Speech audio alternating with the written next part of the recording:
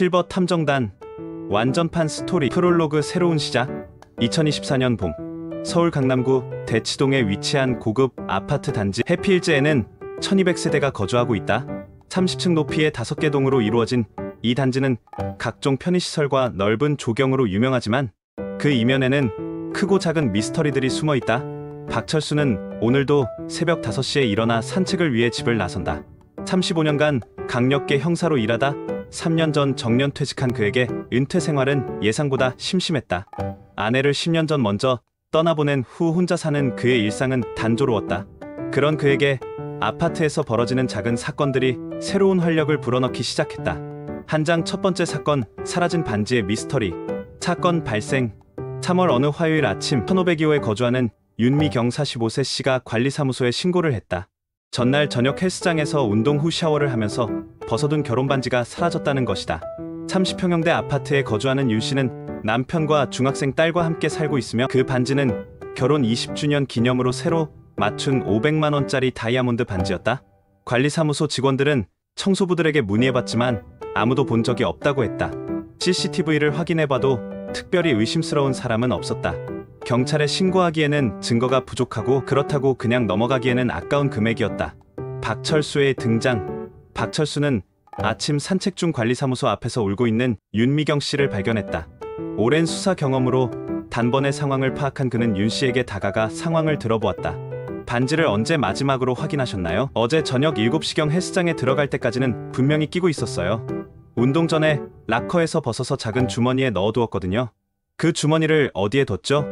락커 안선반 위에요. 항상 그렇게 해요. 박철수는 현장을 직접 확인해보겠다고 했다. 헬스장은 지하 2층에 위치해 있었고 24시간 운영되지만 밤 10시 이후에는 무인으로 운영된다. 현장 조사. 헬스장에 도착한 박철수는 꼼꼼히 주변을 살폈다. 여성 락커룸은 들어갈 수 없어 관리인과 함께 확인했다. 윤미경 씨가 사용했다는 락커는 중간 높이에 위치해 있었고 특별히 이상한 점은 없어 보였다. 하지만 박철수의 눈에는 이상한 점이 포착되었다. 락커 바닥에 작은 먼지 자국이 있었는데 마치 누군가 급하게 뭔가를 찾은 듯한 흔적이었다.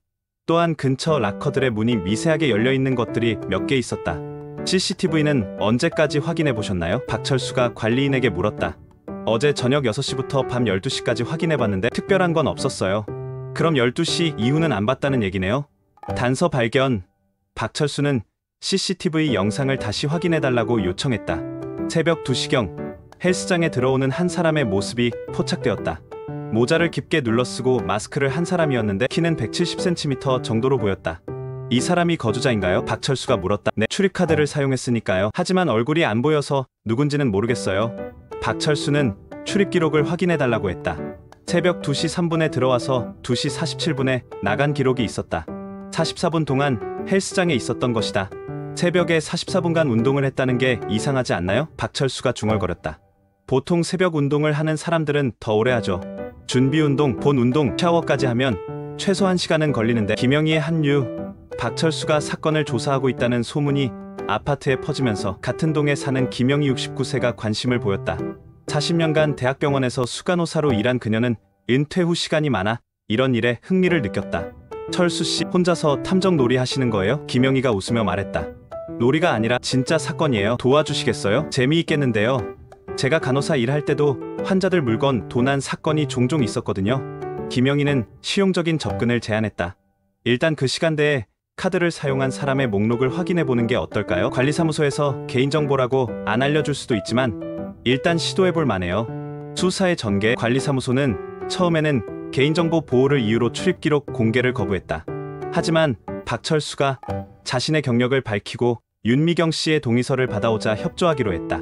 새벽 2시대에 헬스장을 이용한 사람은 총 3명이었다. 1205 이성민 35세 새벽 2시 3분 입장, 2시 47분 퇴장. 2107호 박준호 28세 새벽 2시 15분 입장, 4시 30분 퇴장. 3301호 최영수 42세 새벽 1시 45분 입장, 3시 20분 퇴장. 이 중에서 44분만 머물렀던 1205 이성민이 가장 의심스러웠다. 이성민과의 대면. 다음날 박철수와 김영희는 1205호를 찾아갔다. 이성민은 IT 회사에 다니는 싱글 남성으로 야근이 많아 새벽에 운동을 하는 경우가 종종 있다고 했다. 그날 밤에 운동을 하셨죠? 박철수가 물었다. 네, 그런데 왜요? 44분밖에 안 계셨던데 짧지 않았나요? 그날은 컨디션이 안 좋아서 가볍게만 했어요. 러닝머신으로 20분 정도 뛰고 스트레칭만 하고 나왔어요. 이성민의 대답은 자연스러웠고 특별히 수상한 점은 없어 보였다. 하지만 박철수는 포기하지 않았다. 새로운 관점. 김영희가 새로운 관점을 제시했다. 철수씨, 우리가 놓치고 있는 게 있을 수도 있어요. 반지가 정말 도난당한 게 맞을까요? 무슨 뜻이에요? 간호사 생활하면서 본 건데 사람들이 물건을 잃어버리고 도난당했다고 생각하는 경우가 많아요. 특히 스트레스 받을 때나 집중력이 떨어질 때요. 이 말에 박철수는 다시 생각해보기로 했다. 윤미경 씨를 다시 만나 그날의 상황을 더 자세히 들어보기로 했다. 진실에 가까워지다. 윤미경 씨를 다시 만난 박철수와 김영희는 그날 상황을 더 자세히 들어보았다. 그날 특별히 스트레스를 받거나 신경 쓸 일이 있으셨나요? 김영희가 물었다. 사실 남편과 작은 말다툼이 있었어요. 딸 학원비 때문에. 운동할 때도 그 생각을 하셨을 수도 있겠네요. 그럴 수도 있죠. 운동에 집중이 잘 안 됐거든요. 박철수는 또 다른 가능성을 생각했다.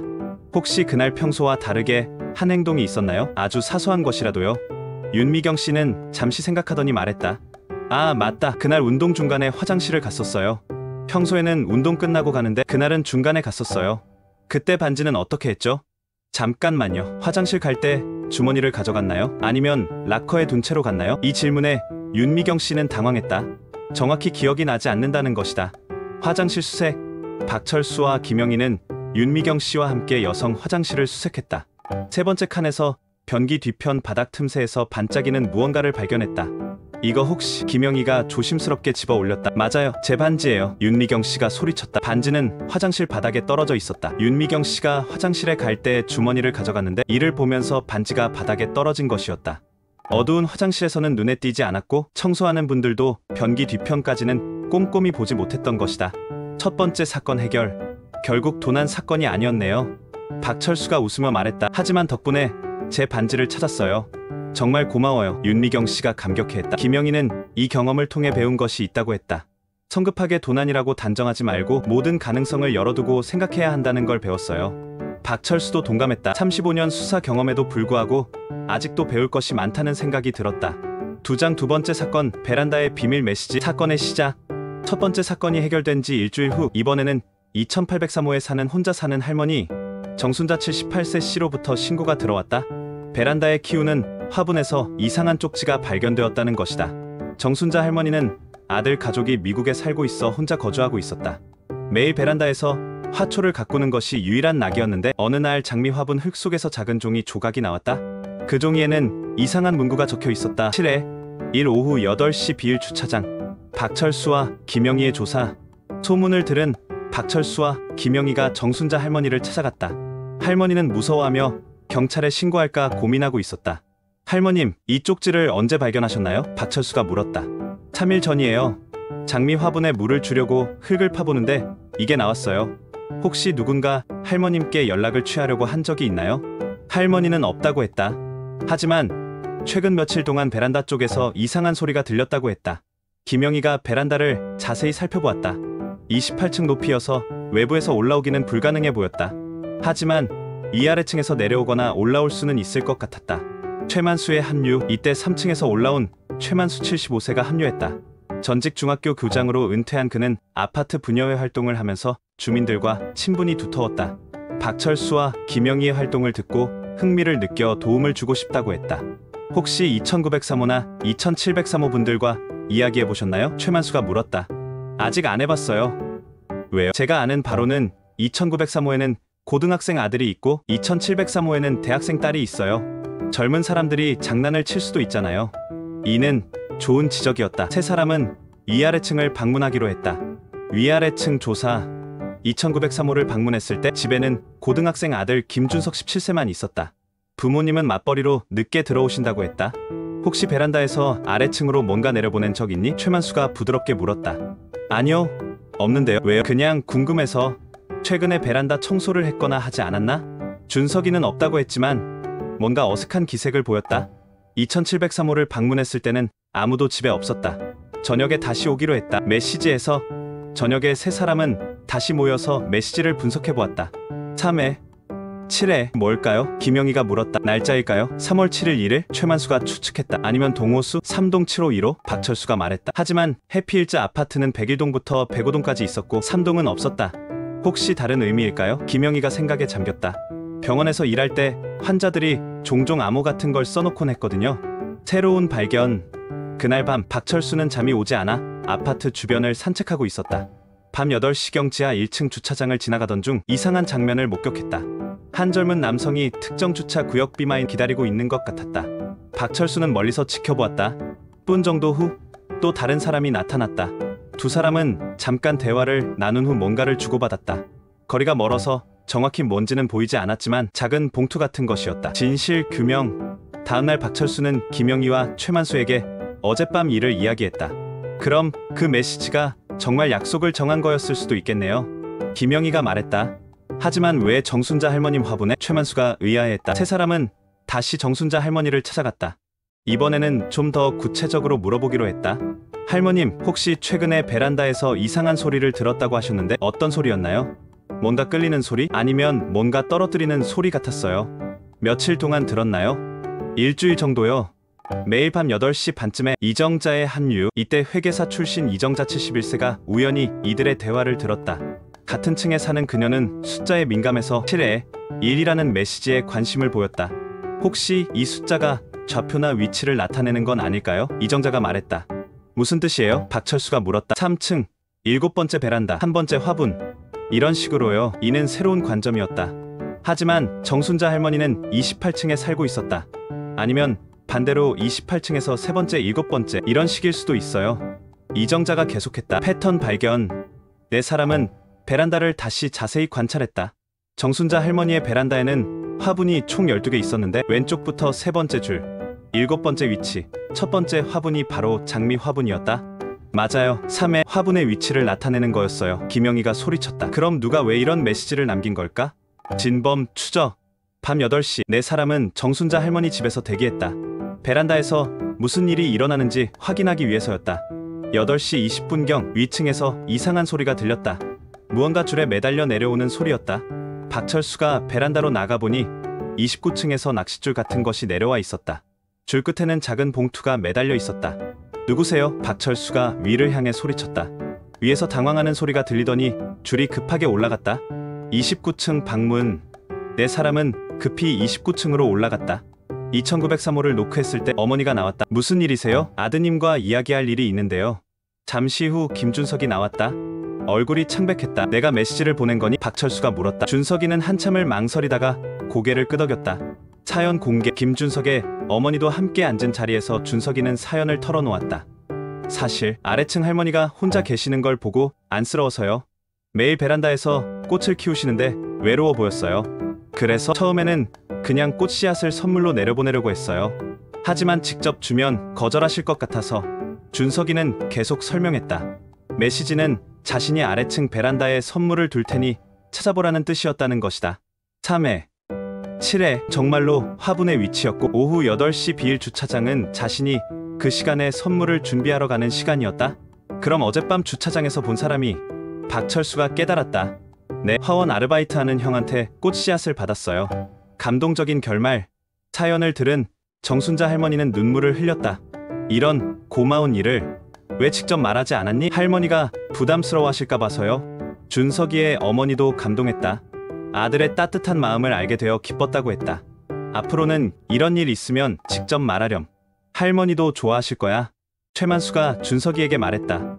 정순자 할머니는 준석이를 자신의 손자처럼 여기겠다고 했고 준석이는 앞으로 주말마다 할머니를 도와드리겠다고 약속했다. 3장 3번째 사건. CCTV 속의 미스터리한 인물. 새로운 수상한 상황. 2번째 사건이 훈훈하게 마무리된 지 2주 후 이번에는 관리사무소에서 직접 박철수에게 도움을 요청했다. 최근 며칠 동안 아파트 CCTV에 포착되는 한 인물 때문이었다. 관리사무소 과장 김대현 45세의 박철수를 찾아왔다. 박 선생님, 도움이 필요합니다. 최근 이상한 사람이 우리 아파트 주변을 배회하고 있어요. 어떤 사람인가요? 나이는 30대 후반 정도로 보이는데 매일 밤 10시경부터 새벽 2시까지 아파트 주변을 돌아다녀요. 이상한 건 특별히 수상한 행동을 하지는 않는다는 거예요. 김대현은 CCTV 영상을 가져왔다. 영상 속 인물은 정말로 그냥 걷기만 했다. 하지만 매일 같은 시간에 같은 경로를 도는 것이 이상했다. 실버 탐정단 소집. 이제 실버 탐정단이라는 별명을 얻게 된 네 사람이 모였다. 박철수, 김영희, 최만수, 이정자가 관리사무소에서 영상을 함께 분석했다. 이 사람이 거주자일까요? 김영희가 물었다. 출입카드를 사용한 기록은 없어요. 그냥 외부에서만 돌아다녀요. 김대현이 답했다. 이정자가 영상을 꼼꼼히 분석했다. 이 사람의 행동 패턴을 보면 무작정 배회하는 게 아니라 특정 지점들을 확인하는 것 같아요. 어떤 지점들이요? 박철수가 관심을 보였다. 여기 보세요. 101동 후문, 102동 측면, 103동 정면, 각 동의 특정 위치에서 잠깐씩 서 있다가 움직여요. 직접 관찰. 그날 밤 10시 네 사람은 분담해서 각 위치에서 대기했다. 박철수는 101동 후문, 김영희는 102동 측면, 최만수는 103동 정면, 이정자는 104동 근처에서 관찰하기로 했다. 10시 15분경 예상대로 그 인물이 나타났다. 키 175cm 정도의 남성으로 어두운 옷을 입고 있었다. 박철수가 먼저 그를 발견했다. 남성은 101동 후문 근처에서 잠시 머물렀다. 뭔가를 확인하는 듯 했지만 박철수가 있는 위치에서는 정확히 뭘 하는지 보이지 않았다. 15분 후 남성은 102동으로 이동했다. 김영희가 무전기로 상황을 알렸다. 여기서도 뭔가 확인하고 있어요. 아, 잠깐 휴대폰으로 뭔가 찍는 것 같아요. 용기 있는 접근. 최만수는 교장 출신답게 용기를 냈다. 103동에서 그 남성이 나타났을 때 직접 다가갔다. 실례합니다. 무슨 일로 이 시간에 여기 계신가요? 남성은 깜짝 놀라며 도망치려 했지만 최만수가 부드러운 톤으로 말을 이었다. 도망가지 마세요. 저희는 경찰이 아니에요. 그냥 아파트 주민들이에요. 궁금해서 물어보는 거예요. 남성은 잠시 망설이다가 멈춰섰다. 저는 수상한 사람이 아니에요. 그럼 어떤 일로 여기 계신 거죠? 사실은 제가 건축학과 대학원생이에요. 논문 때문에 이 아파트를 조사하고 있어요. 진실 밝혀지다 다른 세 사람도 모여서 남성의 이야기를 들었다. 그의 이름은 이준혁 29세로 한양대학교 건축학과 석사과정 학생이었다. 제 논문 주제가 고층 아파트의 야간 조명이 거주자의 수면 패턴에 미치는 영향이에요. 그래서 밤에 각 동의 조명 상태를 조사하고 있었어요.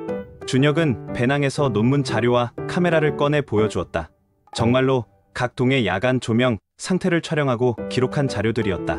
그럼 왜 허락을 받고 하지 않았나요? 김영희가 물었다. 처음에는 관리사무소에 문의했는데 개인정보 보호 때문에 허락해주지 않더라고요.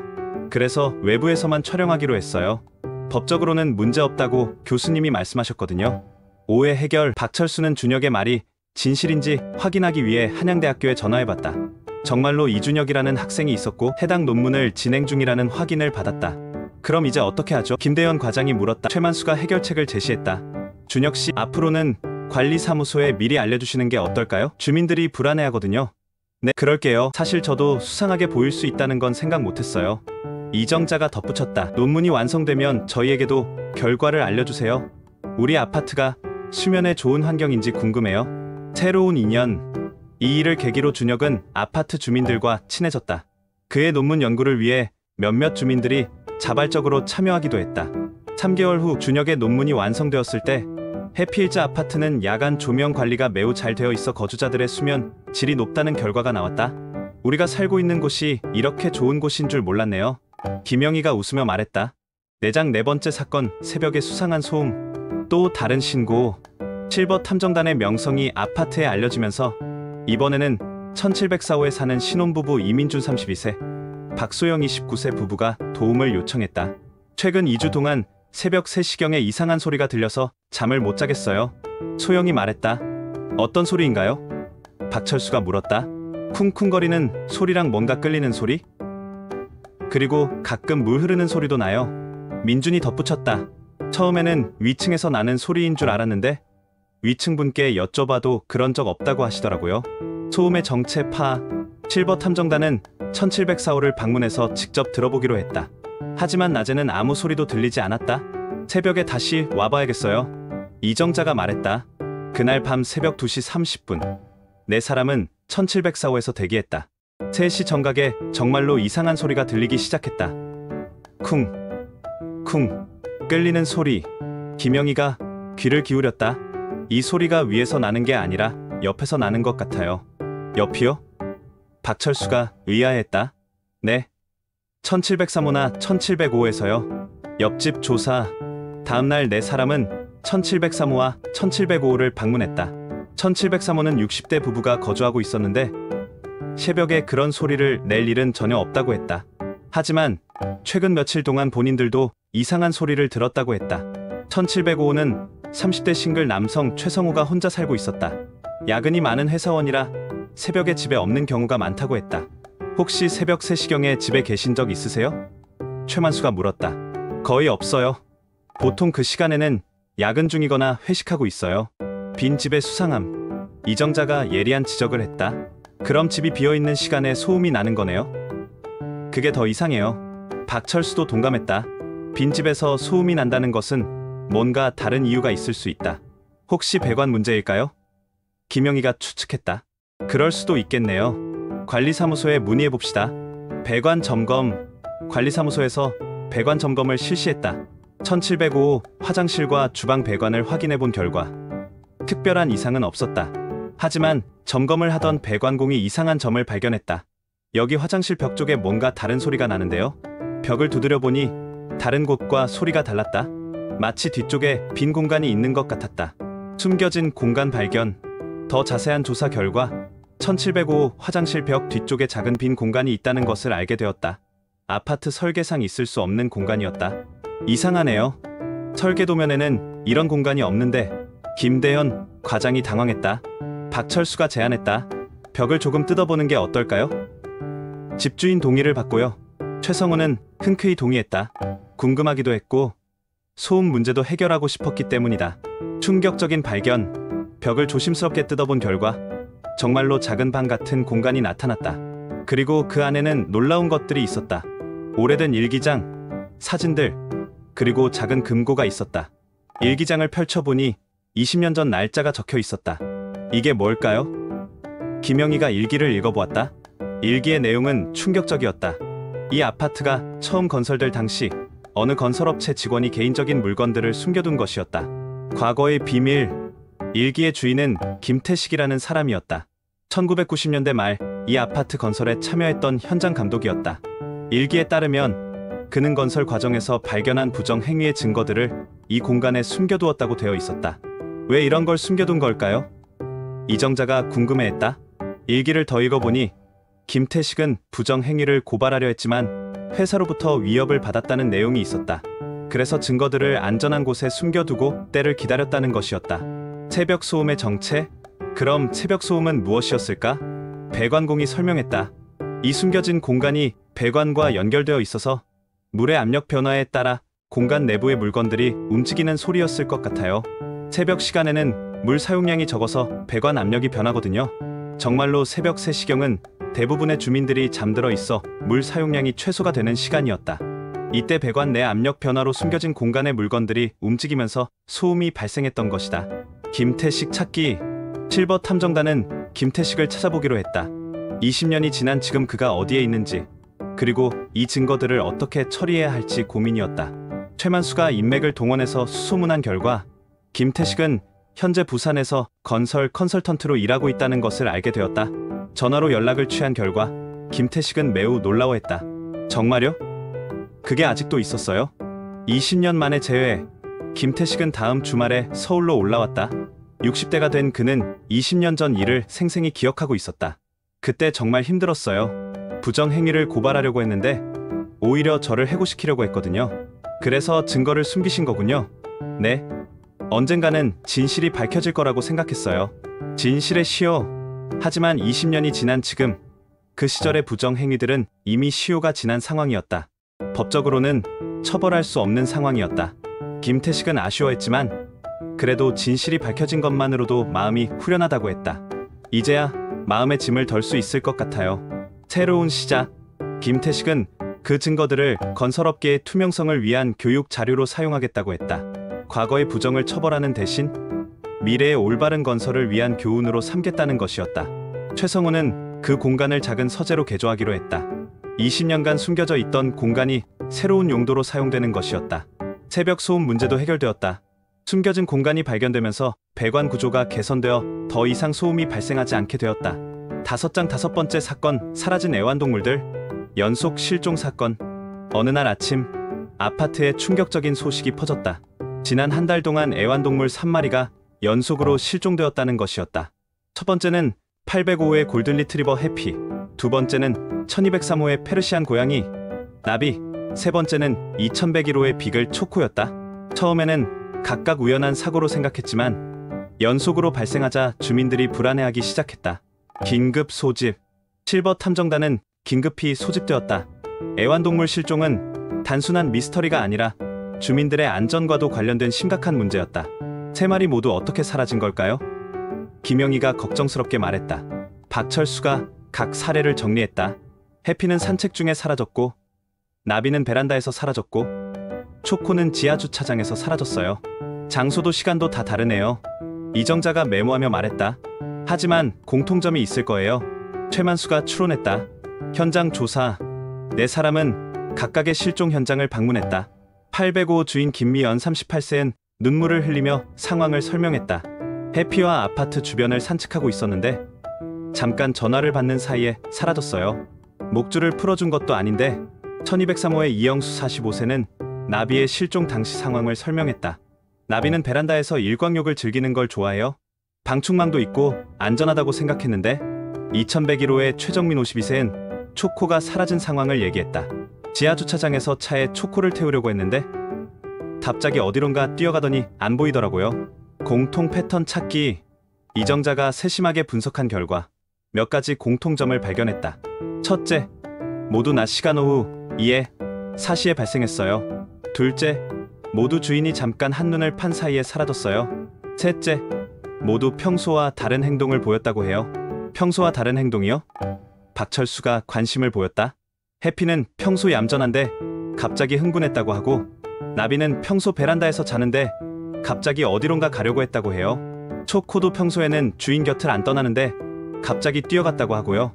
누군가의 의도적 행위? 김영희가 우려를 표했다. 혹시 누군가 의도적으로 애완동물을 유인하는 건 아닐까요? 이는 심각한 가능성이었다. 만약 누군가 애완동물을 의도적으로 훔치고 있다면 이는 단순한 미스터리가 아니라 범죄였다. 박철수가 결심했다. CCTV를 모두 확인해봅시다. 세 사건 모두 낮에 일어났으니까 영상이 선명할 거예요. CCTV 분석. 관리사무소의 협조를 받아 세 사건 당일의 CCTV를 모두 분석했다. 시간이 오래 걸렸지만 마침내 단서를 발견했다. 세 사건 모두에서 같은 사람이 포착되었다. 30대 초반으로 보이는 여성으로 각 사건 발생 30분 전쯤에 해당 지역 근처에 나타났다가 사건 후 사라졌다. 이 여성이 범인일까요? 김영희가 물었다. 가능성이 높아 보여요. 하지만 확실하지는 않아요. 박철수가 신중하게 답했다. 미행 작전. 다음 날부터 실버 탐정단은 교대로 아파트 주변을 순찰하기 시작했다. 그 여성이 다시 나타나기를 기다리는 것이었다. 3일째 되는 날 오후 3시, 최만수가 그 여성을 발견했다. 무전기로 급히 연락했다. 발견했어요. 백이동 뒤쪽에 있어요. 네 사람은 조심스럽게 그 여성을 관찰했다. 그녀는 손에 뭔가를 들고 있었는데 거리가 멀어서 정확히 뭔지는 보이지 않았다. 현행범 체포. 그때 마침 1504호의 말티즈 보미와 산책 중이던 주인이 나타났다. 그 여성이 보미에게 다가가는 것을 본 박철수가 급히 달려갔다. 잠깐만요. 여성은 깜짝 놀라며 도망치려 했지만 네 사람에게 둘러싸였다. 저희와 이야기 좀 합시다. 최만수가 부드럽지만 단호하게 말했다. 진실 밝혀지다. 여성의 이름은 박수진 32세였다. 처음에는 아무것도 모른다고 했지만 박철수가 CCTV 영상을 보여주자 결국 진실을 털어놓았다. 저는 동물을 훔친 게 아니에요. 그럼 뭘 하신 건가요? 김영희가 물었다. 수진이는 눈물을 흘리며 사연을 얘기했다. 그녀는 근처의 작은 동물병원을 운영하고 있었는데 최근 경영이 어려워져서 문을 닫을 위기에 처해 있었다. 제가 한 건 동물들을 일시적으로 맡아서 치료해 준 거예요. 놀라운 사연. 수진이의 설명에 따르면 사라진 동물들은 모두 건강에 문제가 있었다고 했다. 해피는 피부병 초기 증상이 있었고 나비는 눈병이 있었어요. 초코는 귀 감염이 시작되고 있었고요. 그걸 어떻게 아셨어요? 이정자가 의아해했다. 저는 수의사예요. 멀리서도 동물들의 건강 상태를 어느 정도 파악할 수 있어요. 수진이는 계속 설명했다. 그녀는 동물들을 임시로 데려가서 치료해준 후 몰래 원래 있던 곳에 돌려놓고 있었다는 것이었다.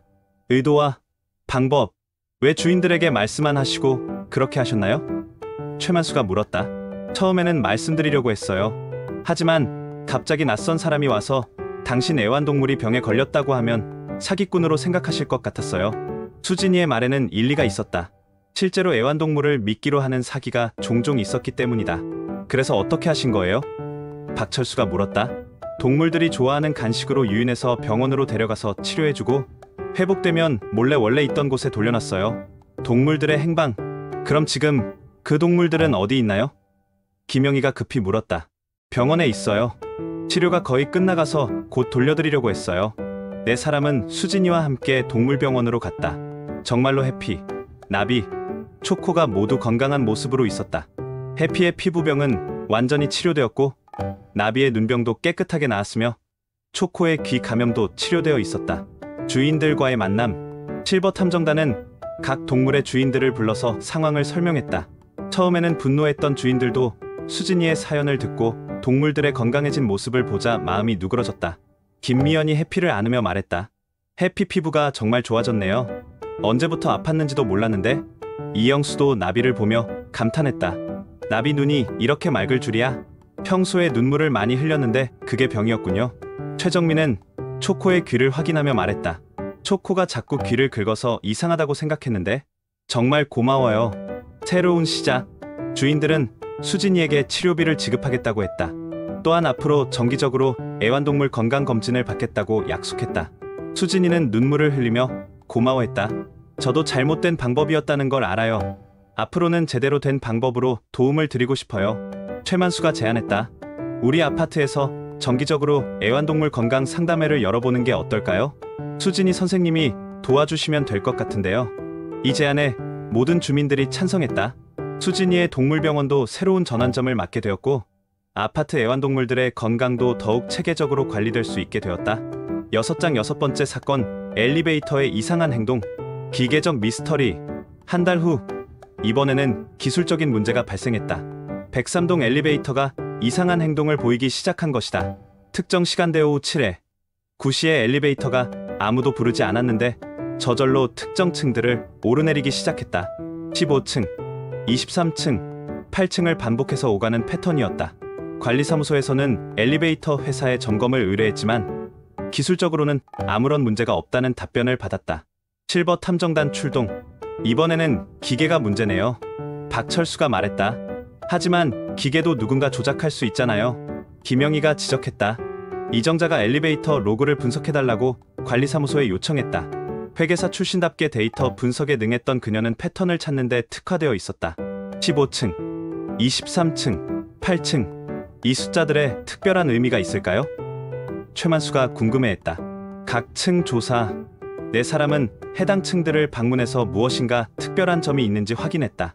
15층에서는 1503호에 사는 이할아버지 82세가 최근 치매 초기 진단을 받았다는 이야기를 들었다. 가족들이 걱정하고 있었지만 아직 혼자 생활이 가능한 정도였다. 23층에서는 2307호에 사는 중학생 김현수 14세가 최근 학교에서 따돌림을 당하고 있다는 소문을 들었다. 8층에서는 805호에 사는 이혼한 여성 박미래 37세가 혼자 아들을 키우며 힘들어한다는 이야기를 들었다. 숨겨진 연결고리. 세 층 모두 어려운 상황에 처한 사람들이 살고 있네요. 김영희가 말했다. 우연의 일치일까요? 이정자가 의구심을 표했다. 박철수는 다른 각도에서 생각해보았다. 혹시 누군가 이분들을 도우려고 하는 건 아닐까요? 엘리베이터로요? 최만수가 의아해했다. 응. 직접적인 도움은 아니더라도 뭔가 메시지를 전달하려는 건지도 모르죠. 엘리베이터 내부 조사. 다음날 관리사무소 직원과 함께 엘리베이터 내부를 자세히 조사했다. 특별한 것은 발견되지 않았지만 이정자가 예리한 관찰을 했다. 여기 버튼 패널 뒤쪽에 뭔가 붙어있는 것 같은데요. 자세히 보니 작은 종이 쪽지가 테이프로 붙어 있었다. 쪽지에는 이렇게 적혀 있었다. 도움이 필요한 이웃들을 잊지 마세요. 익명의 이웃, 익명의 선에 누군가 우리에게 메시지를 전달하려고 한 거였군요. 박철수가 깨달았다. 하지만 왜 이런 복잡한 방법을 썼을까요? 김영희가 궁금해했다. 최만수가 추측했다. 아마도 직접적으로 도움을 요청하기는 어려웠을 거예요. 그분들의 자존심도 있고 또 직접 나서서 도우려고 하면 거절당할 수도 있잖아요. 조심스러운 접근. 실버 탐정단은 해당 층의 주민들을 조심스럽게 접근하기로 했다. 직접적으로 도움을 제안하기보다는 자연스럽게 관심을 표현하는 방식으로 말이다. 먼저 15층의 이 할아버지를 찾아갔다. 최만수가 같은 연배라서 대화하기 쉬웠다. 할아버지, 요즘 어떻게 지내세요? 그냥 그저 그렇게 지내지. 자식들이 자꾸 요양원 가라고 하는데 아직은 집이 좋아. 혼자 계시면 심심하지 않으세요? 그렇기도 하고 가끔 뭘 하려고 했는지 깜빡할 때가 있어서 좀 걱정이야. 23층 방문. 23층의 김현수와는 이정자가 대화했다. 손잡벌되는 아이와 할머니가 대화하는 자연스러운 상황을 만들었다. 현수야, 학교 생활은 어때? 그냥 괜찮아요. 하지만 현수의 표정에서 괜찮지 않다는 것을 알 수 있었다. 혹시 힘든 일 있으면 언제든 할머니한테 이야기해도 돼. 할머니도 젊었을 때 힘든 일이 많았거든. 현수는 잠시 망설이다가 조금씩 마음을 열기 시작했다. 8층 방문. 8층의 박미래 씨와는 김영희가 대화했다. 같은 여성으로서 공감할 수 있는 부분이 많았다. 아이 키우면서 일하기 힘들죠? 네, 정말 쉽지 않아요. 특히 아이가 아플 때는. 우리 아파트에 의료진 출신들이 많으니까 언제든 도움이 필요하면 말씀하세요. 미래 씨는 고마워하며 그동안 혼자 감당하기 힘들었던 부담감을 털어놓았다. 엘리베이터 조작의 진실. 며칠 후 엘리베이터를 조작한 사람의 정체가 밝혀졌다. 뜻밖에도 그것은 아파트 경비원 중 한 명인 김용식 55세였다. 김용식은 20년 동안 이 아파트에서 일하면서 주민들의 사정을 가장 잘 아는 사람 중 하나였다. 하지만 경비원 신분으로는 직접 나서서 도움을 주기 어려웠다. 저도 뭔가 도움을 주고 싶었는데 제가 나서면 주민분들이 부담스러워하실 것 같았어요. 그래서 그는 실버 탐정단의 활동을 보고 영감을 받았다. 이들이라면 적절한 방법으로 도움이 필요한 주민들을 도울 수 있을 것이라고 생각했다. 공동체의 힘. 김용식의 진심을 안 실버 탐정단은 감동했다. 그리고 정말로 도움이 필요한 주민들을 위한 구체적인 방안을 논의했다. 15층 이 할아버지를 위해서는 주기적인 안부 확인과 간단한 일상 도움을 제공하기로 했다. 23층 현수를 위해서는 최만수가 멘토 역할을 하면서 학교 생활의 어려움을 상담해주기로 했다. 8층 미래 씨를 위해서는 김영희가 의료 상담을 제공하고 긴급 상황 시 아이를 돌봐주는 네트워크를 만들기로 했다. 엘리베이터 정상화. 문제의 원인이 밝혀지면서 엘리베이터는 정상으로 돌아왔다. 하지만 이 사건을 통해 아파트 공동체는 더욱 끈끈해졌다. 김용식은 앞으로는 더 직접적이고 투명한 방법으로 주민들을 도울 수 있게 되었고, 실버 탐정단은 단순한 미스터리 해결을 넘어 진정한 이웃 돕기의 의미를 깨달았다. 7장 7번째 사건. 관리사무소의 이상한 서류들. 행정적 미스터리. 실버 탐정단의 명성이 높아지면서 이번에는 관리사무소에서 직접 도움을 요청했다. 최근 몇 주 동안 관리비 계산에 이상한 오류들이 발생하고 있었다. 일부 세대의 관리비가 비정상적으로 높게 나오거나 반대로 터무니없이 낮게 나오는 경우가 생겼다. 컴퓨터 시스템을 점검해봐도 특별한 오류는 발견되지 않았다. 혹시 누군가 시스템을 조작하는 건 아닐까요? 김대현 과장이 우려를 표했다. 회계 전문가의 투입. 이정자가 나섰다. 40년간 회계사로 일한 경험으로 이런 문제는 금방 해결할 수 있을 것이라고 생각했다.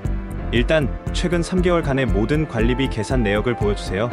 데이터를 분석한 결과 패턴을 발견했다. 오류가 발생한 세대들은 모두 특정 날짜에 집중되어 있었다. 매월 15일과 30일에 오류가 발생하고 있어요. 이날들에 무슨 특별한 일이 있나요? 이정자가 물었다. 김대현 과장이 생각해보더니 말했다. 아, 그날들은 임시직원이 근무하는 날이에요. 임시직원 조사. 임시직원은 정미경 28세로 정규직 직원이 휴가를 가거나 업무가 많을 때 도움을 주러 오는 사람이었다. 경력도 충분하고 평소 성실하게 일했다. 미경 씨와 한번 이야기해봐야겠어요. 박철수가 말했다.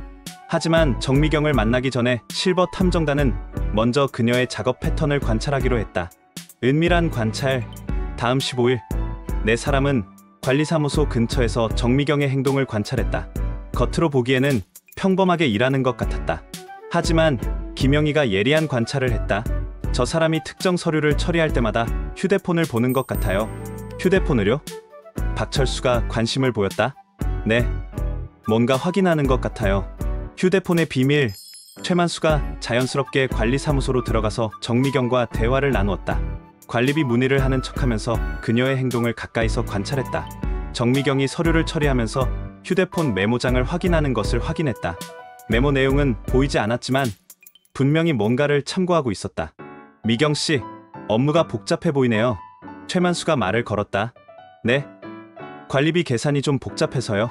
실수하지 않으려고 메모해둔 걸 확인하고 있어요. 메모의 정체? 어떤 메모인가요? 최만수가 자연스럽게 물었다. 정미경은 잠시 망설이다가 휴대폰 화면을 보여주었다. 거기에는 특정 세대들의 번호와 함께 할인 적용 또는 추가 부과라는 메모가 적혀 있었다. 이게 뭐예요?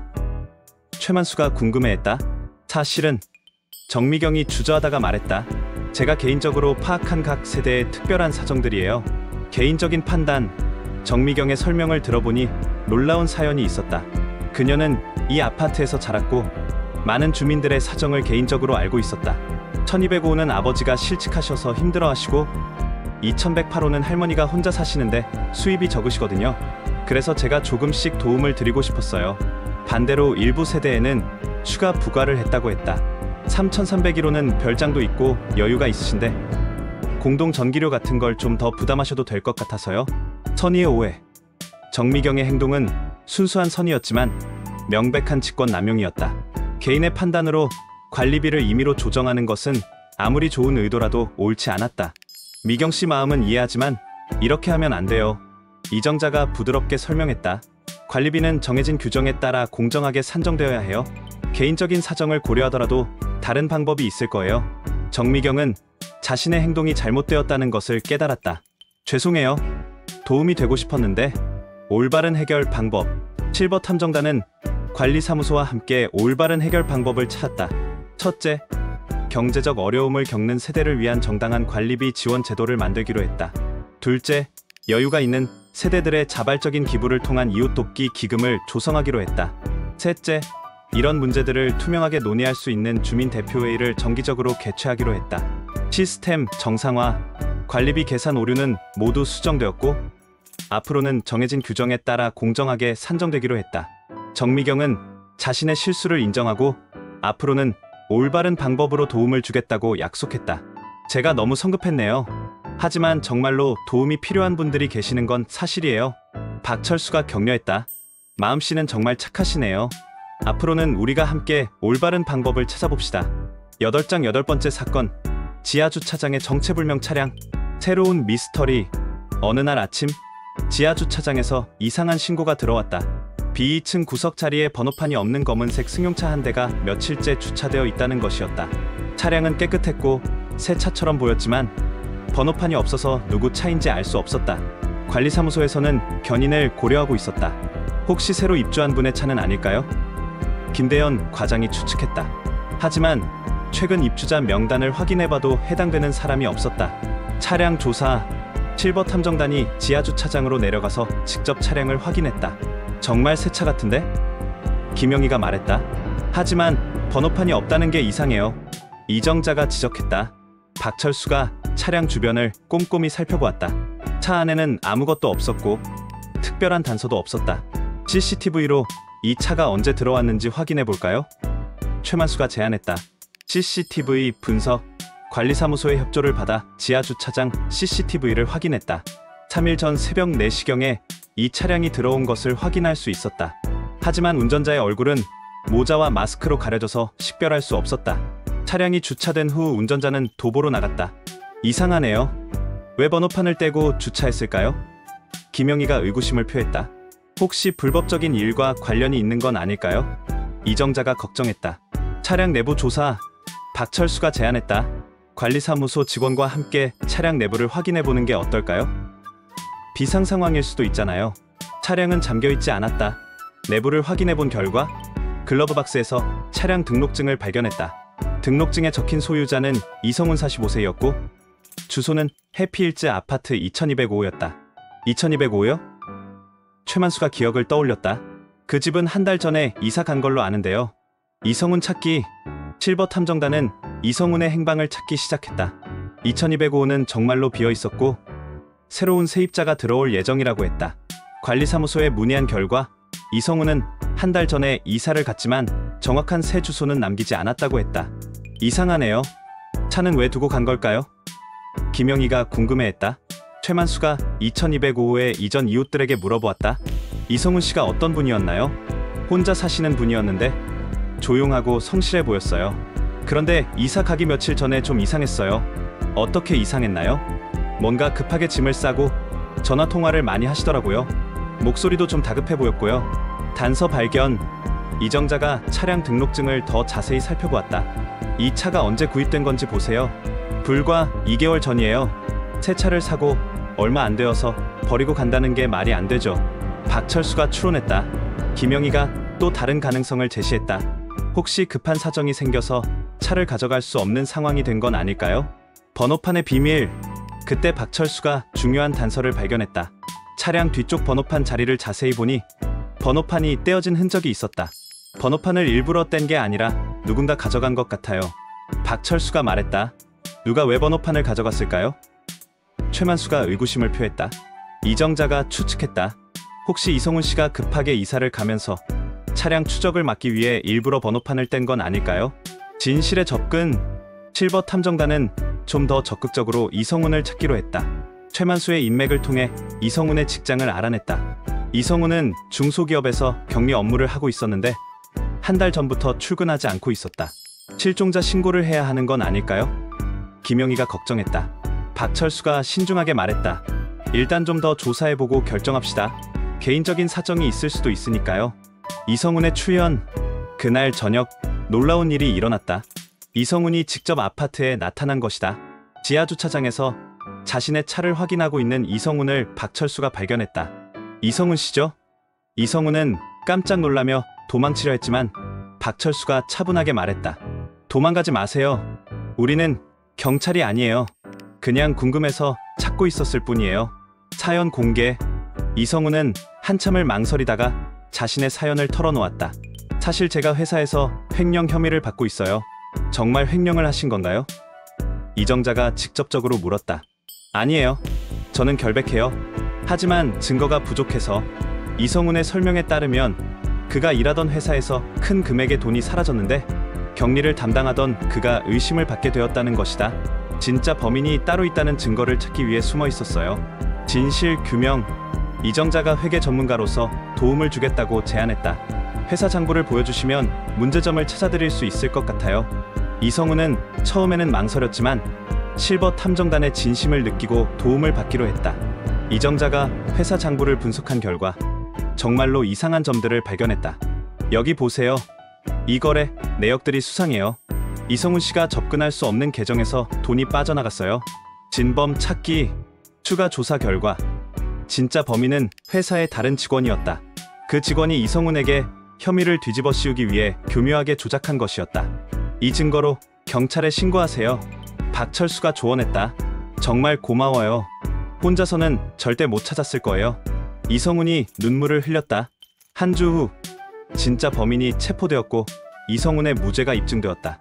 그는 회사로 복직했고 차량도 다시 정상적으로 등록했다. 정말 감사합니다. 여러분이 아니었다면 이성훈이 실버 탐정단에게 깊이 감사를 표했다. 박철수가 말했다. 우리도 많이 배웠어요. 때로는 겉으로 보이는 것과 진실이 다를 수 있다는 거요. 이성훈은 해피힐즈 아파트의 다른 동으로 이사를 왔다. 이제는 당당하게 아파트 주민으로 생활할 수 있게 되었다. 9장 9번째 사건. 옥상 정원의 신비한 꽃. 계절의 이상현상. 가을이 깊어갈 무렵 103동 옥상 정원에서 이상한 현상이 발견되었다. 이미 시들어야 할 계절인데도 한 구역의 꽃들이 여전히 생생하게 피어있는 것이었다. 더욱 이상한 것은 그 꽃들이 원래 심어져 있던 것이 아니라는 점이었다. 누군가 몰래 심은 것 같았는데 관리사무소에서는 그런 작업을 한 적이 없다고 했다. 혹시 주민 중에 누가 개인적으로 심은 건 아닐까요? 김대현 과장이 추측했다. 하지만 옥상은 일반 주민들의 출입이 제한된 곳이었다. 특별한 허가 없이는 올라갈 수 없었다. 옥상 조사. 실버 탐정단이 옥상으로 올라가서 직접 확인해 보았다. 정말로 아름다운 꽃들이 한 구역에 가득 피어 있었다. 이 꽃들은 가을에 피는 품종이 아닌 것 같은데? 김영희가 의아해했다. 이정자가 꽃들을 자세히 관찰했다. 이상해요. 이 꽃들은 분명 봄꽃인데 어떻게 지금 피어 있는 거죠? 박철수가 주변을 살펴보니 작은 온실 같은 구조물이 눈에 띄었다. 저기 보세요. 누군가 임시 온실을 만들어둔 것 같아요. 정원사의 흔적. 최만수가 꽃 사이에서 작은 팻말을 발견했다. 거기에는 각 꽃의 이름과 함께 간단한 메모가 적혀 있었다. 엄마를 위해, 아빠를 그리며, 사랑하는 가족에게. 이거 뭔가 추모의 의미가 있는 것 같아요. 김영희가 말했다. 박철수도 동감했다. 누군가 가족을 그리워하며 이 정원을 만든 것 같네요. 경비 기록 확인. 관리사무소에서 옥상 출입 기록을 확인해달라고 요청했다. 지난 3개월간의 기록을 보니 한 사람이 정기적으로 옥상에 올라갔다는 것을 발견했다. 출입카드 기록에 따르면 2804호의 조영수 62세였다. 조영수 씨를 아세요? 박철수가 김대현 과장에게 물었다. 네, 혼자 사시는 분이에요. 부인을 몇 년 전에 먼저 보내셨다고 들었어요. 조영수와의 만남. 실버 탐정단은 2804호를 찾아갔다. 조영수는 60대 초반의 깔끔한 남성으로 문을 열었을 때 약간 당황하는 기색을 보였다. 무슨 일로 오셨나요? 옥상 정원 일로 왔어요. 혹시 아시는 게 있으신가요? 최만수가 부드럽게 물었다. 조영수는 잠시 망설이다가 한숨을 쉬었다. 들어오세요. 가슴 아픈 사연. 조영수의 집 안은 깔끔하게 정돈되어 있었지만 곳곳에 여성의 흔적이 남아 있었다. 화장대, 꽃무늬 커튼, 작은 화분들. 부인분이 꽃을 좋아하셨나 봐요. 김영희가 조심스럽게 말했다. 네, 화선이가 정말 꽃을 사랑했어요. 조영수의 목소리가 떨렸다. 조영수는 3년 전 아내를 암으로 잃었다고 했다. 아내는 생전에 꽃을 키우는 것을 가장 좋아했는데 아파트에서는 큰 정원을 만들 수 없어서 아쉬워했다. 화선이가 마지막에 한 말이 언젠가 큰 정원에서 예쁜 꽃들과 함께 있고 싶다고 했어요. 비밀 정원의 탄생. 조영수는 아내의 유언을 실현하기 위해 옥상에 작은 정원을 만들기 시작했다고 했다. 처음에는 관리사무소에 허락을 구하려고 했는데 규정상 어렵다고 하더라고요. 그래서 그는 몰래 조금씩 꽃을 심기 시작했다. 아내가 좋아했던 꽃들을 계절에 관계없이 피울 수 있도록 작은 온실도 만들었다. 매일 아침 일찍 올라가서 물도 주고 돌봐줬어요. 화선이와 대화하는 기분으로요. 규정과 감정 사이. 실버 탐정단은 복잡한 심경이었다. 조영수의 마음은 충분히 이해할 수 있었지만 무단으로 옥상을 사용한 것은 규정 위반이었다. 어떻게 해야 할까요? 김영희가 다른 멤버들에게 물었다. 이정자가 현실적인 문제를 제기했다. 규정상으로는 문제가 있지만 그분의 마음을 생각하면.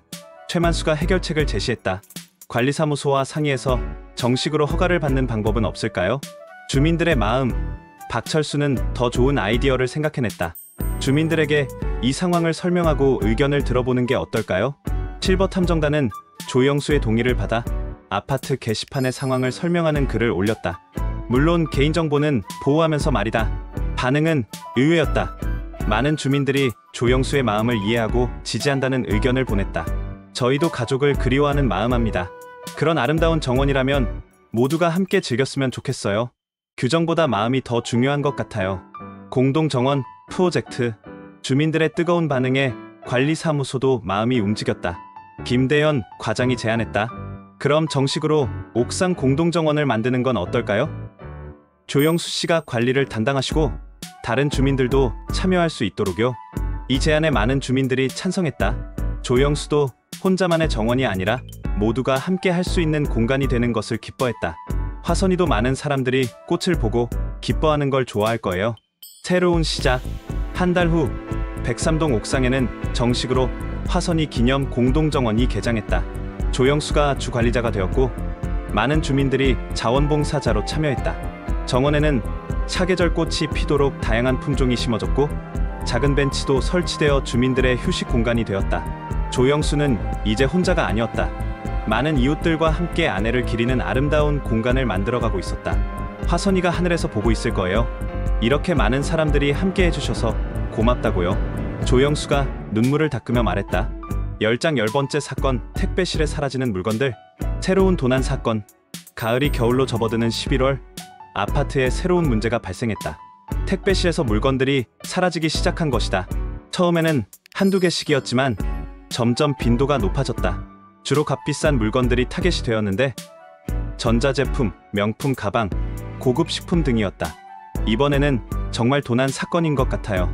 김대현 과장이 심각하게 말했다. 관리사무소에서는 CCTV를 추가로 설치하고 보안을 강화했지만 여전히 물건들이 사라졌다. 실버 탐정단의 분석. 이상해요. CCTV가 있는데도 계속 사라진다는 건 박철수가 궁금해했다. 이정자가 데이터를 분석했다. 사라지는 시간대를 보면 패턴이 있어요. 주로 오후 2에 4시 사이에 발생하고 있어요. 그 시간대에는 사람들이 많지 않죠. 김영희가 지적했다. 그리고 사라지는 물건들도 패턴이 있어요. 최만수가 덧붙였다. 모두 외부에서 배송된 물건들이에요. 아파트 내부 택배실에 오래 있던 물건은 안 사라져요. 내부 범행 가능성. 박철수가 추론했다. 그럼 누군가 새로 배송되는 물건 정보를 미리 알고 있다는 얘기네요. 내부 사람일 가능성이 높아요. 이정자가 동의했다. 택배실에 접근할 수 있는 사람들을 정리해보니 다음과 같았다. 관리사무소 직원들, 경비원들, 청소 직원들, 택배 기사들. 은밀한 수사. 실버 탐정단은 각자 맡은 사람들을 은밀히 관찰하기로 했다. 하지만 며칠을 관찰해도 특별히 수상한 행동을 하는 사람은 없었다. 뭔가 놓치고 있는 게 있을 거예요. 박철수가 말했다. 김영희가 다른 각도에서 접근했다.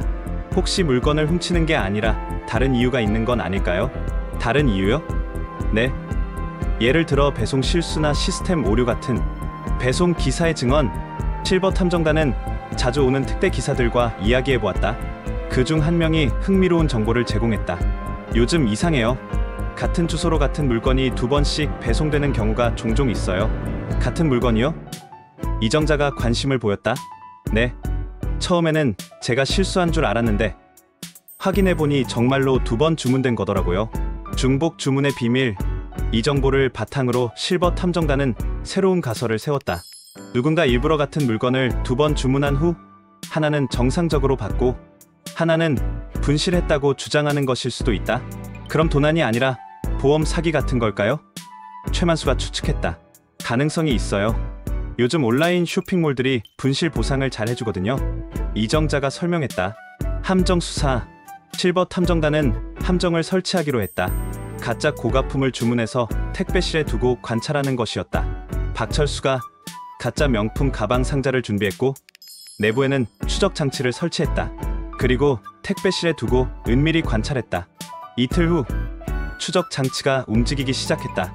범인 추적 장치의 신호를 따라가니 놀랍게도 아파트 내부의 한 세대로 향하고 있었다. 1807호였다. 1807호는 누가 살죠? 박철수가 물었다. 관리사무소에 확인해보니 김정호 35세 씨가 혼자 살고 있다고 했다. 직업은 온라인 쇼핑몰 운영자였다. 온라인 쇼핑몰 운영자라. 이정자가 의미심장하게 말했다. 김정호와의 대면. 실버 탐정단은 1807호를 방문했다. 김정호는 처음에는 아무것도 모른다고 했지만 추적 장치 이야기를 하자 당황했다. 저는 정말 아무것도. 하지만 박철수가 집 안을 둘러보니 의심스러운 점들이 많았다. 새 제품들이 많이 있었고 택배 상자들도 곳곳에 쌓여 있었다. 이 물건들은 뭐죠? 김영희가 물었다. 사연 공개. 김정호는 결국 진실을 털어놓았다.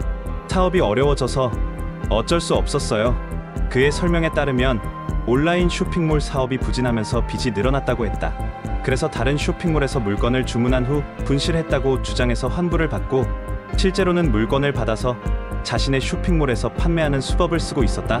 처음에는 한두 번만 하려고 했는데 죄의식과 후회. 김정호는 자신의 행동이 다른 주민들에게 피해를 준다는 것을 알고 있었지만 경제적 압박에 못 이겨 계속했다고 했다. 정말 죄송해요. 다른 주민분들한테 의심을 받게 만들어서. 박철수가 엄중하게 말했다. 이건 명백한 사기 행위예요. 경찰에 신고해야 할 사안이에요. 김정호는 눈물을 흘리며 사과했다. 선처를 위한 노력. 하지만 실버 탐정단은 김정호의 사정도 이해할 수 있었다. 사업 실패로 인한 경제적 어려움은 누구에게나 닥칠 수 있는 일이었다. 정호 씨, 다른 방법은 없었을까요? 최만수가 물었다. 사실 가족한테 도움을 청하기는 창피하고 대출도 한계가 있어서 김영희가 제안했다. 우선 훔친 물건들은 모두 돌려주시고 피해를 본 쇼핑몰들의 상황을 설명해서 합의하는 게 어떨까요? 진정한 해결. 김정호는 실버 탐정단의 조언에 따라 모든 것을 정리하기로 했다. 첫째, 훔친 모든 물건을 원래 자리에 돌려놓았다. 둘째, 사기로 얻은 환불금을 모두 반환했다. 셋째, 관련 쇼핑몰들에 사과하고 합의를 시도했다. 다행히 대부분의 쇼핑몰들이 선처를 해주었다. 김정호가 진심으로 사과하고 전액 배상을 약속했기 때문이다. 새로운 출발. 김정우는 온라인 쇼핑몰을 정리하고 새로운 일자리를 찾았다. 또한 아파트 주민들에게도 공개적으로 사과했다. 정말 죄송했습니다. 다시는 이런 일이 없도록 하겠습니다. 실버 탐정단은 이 사건을 통해 경제적 어려움에 처한 사람들을 위한 아파트 내 상호부조 시스템의 필요성을 느꼈다. 최만수가 제안했다. 어려운 일이 있을 때 서로 도울 수 있는 시스템을 만들어 보는 게 어떨까요? 이 제안에 많은 주민들이 찬성했고 해피힐즈 상호부조회가 만들어졌다. 에필로그 1년 후 실버 탐정단의 성장. 실버 탐정단이 결성된 지 1년이 지났다. 그동안 해결한 사건은 총 15건, 모두 성공적으로 마무리되었다.